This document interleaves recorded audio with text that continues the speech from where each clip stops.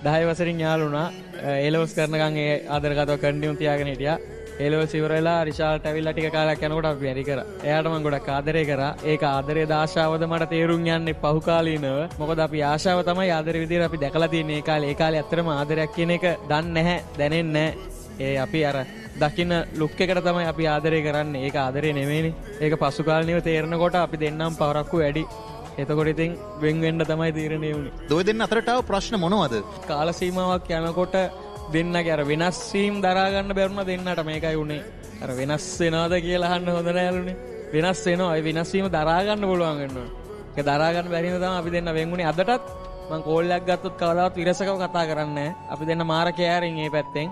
ඒ වුණාට අර අපි දෙන්න කවුද කියලා තේරුම් ගන්න කලින් අපි දෙන්නගේ ජීවිත නිකන් විනාශ වුණා. එච්චර. ඔයා හිතන විදිහට බැන්දට පස්සේ ඔයාගේ වුණු වෙනස්කම් මොනවද? එයා වෙනුවෙන් ජීවිත කාලේ දෙන්න පුළුවන් කියලා අපි හිතාගෙන හිටියා. අපේ ජොබ් රෝල් එකයි අපේ ස්පෝර්ට්ස් පැත්තයි යාළුවෝගේ පැත්තයි ඔක්කොම මැනේජ් කරනකොට එයා ගෙදර තනි වෙනවනේ. ඒ තනිවීම අපිට හිතුන්නේ එයාගේ ඔළුව වෙන පැත්තකට හැරෙයි කියලා. අපි හිතුවේ මම ආදරේ නම් එයා ඉන්නවා. ඒක නෙමෙයි අපි ඇත්තටම හිතන්න ඕනේ. ගෙදර තනියෙන් ඉන්නේ එයාගෙත් පොඩ්ඩක් හරි ඔළුව හැදෙන්න අපි කෙයා කරන්න ඕනේ. ඒක පොඩ්ඩක් මදි වෙන්න ඇති. තරහක් නෑ යත් ඒක කවදාවත් මම තරහ වෙන්නේ නෑ. එයාට ඉතින් හදවතේ තිබ්බ ඉඩ වෙන කාටවත් දෙන්නත් බෑ. ඒක ඇත්ත ඉතින්. එයාගේ වෙනස් වීම මට දරා ගන්න බැරුණා. මගේ වෙනස් වීම එයාට දරා ගන්න බැහැ. මොකද අපි දෙන චුට්ටක් අර ජොබ් රෝල් ඔය අර මේවා එක පොඩ්ඩක් ෆෝන් එක වේටින් වෙන්න බෑ. මිස් කෝල් එකක් කාගෙන්ද රෝන් නම්බර් එකකින් තියෙනවා. එහෙම අර දෙන්නගෙම ගැට්ටනේ ඇති උනේ. එයාට මම කවදාවත් වැරදි කියන්නේ නැහැ කියලාත් නැහැ. මගේ වැරද්ද වෙන්න පුළුවන් සමහර විට. ඒ වුණාට මම හිතලා බලනකොට අනේ මන්ද මට තේරෙන්නේ නැහැ. හිතලා බලද්දි මගෙත් වැරද්දක් නැහැ.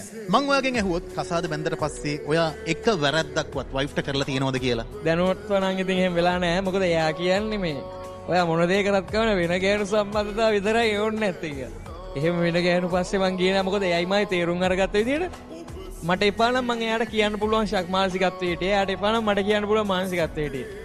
ඒත් අනේ වන්ද අපි ඉස්කෝලේ යන කාලෙත් හොඳම ලස්සන ආදර කතා යාළුවා අහනකොට කෝබන් කෙල්ල කියලා මට ඉතින් කට උත්තර නෑ. මම කතා කරන මේ ඊපෙරේදත් මම කතා කරා.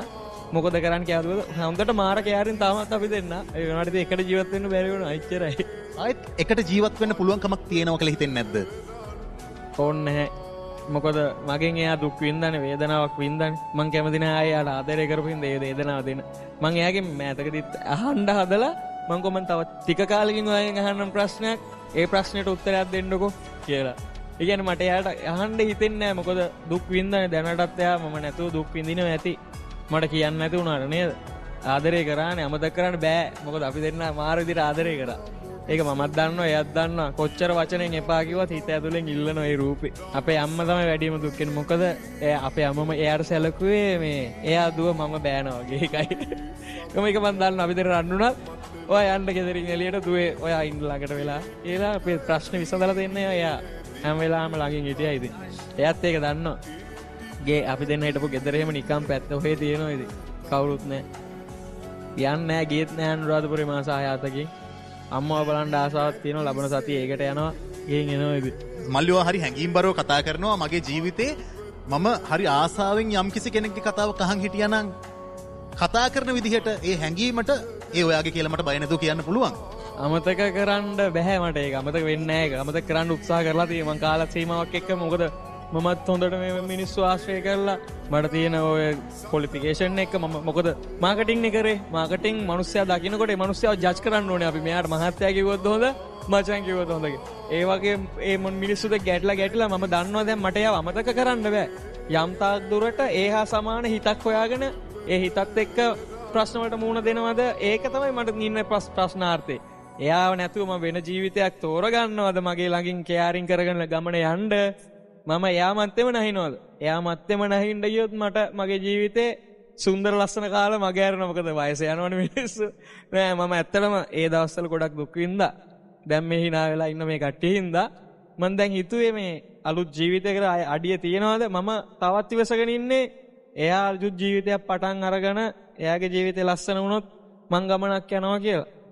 ඒක තවත් දුරටත් මේන්ටේන් කරනවද මම ජීවිතයක් පටන් ගන්නවද කියන එක තමයි ප්‍රශ්නාර්ථයක ඉන්නේ. අමතක කරන්න බෑ. එයාට දුන්න තැන කාටවත් දෙන්නෙත් නෑ, දෙන්නත් බෑ.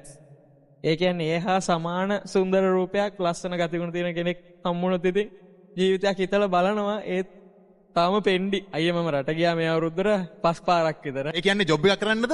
නෑ විසිට් ගියේ නිකන් දවස් 10 ටුවර්ස් වලට ගියේ. හිත හදා ගන්න. ඔව්. බැරි වුණා ඉතින් මොනවා කරන්නද?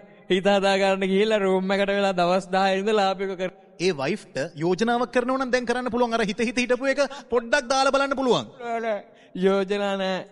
එයා දන්න මම කොහොමද එයාට ආදරේ කියලා. මොකද මං මාර කෑරි මිනිස්සුක හිතරි දෙන්නවත් කතා කරන්න ඔය අම්මලත් එක්ක රණ්ඩුනුත් ඇරෙන්න.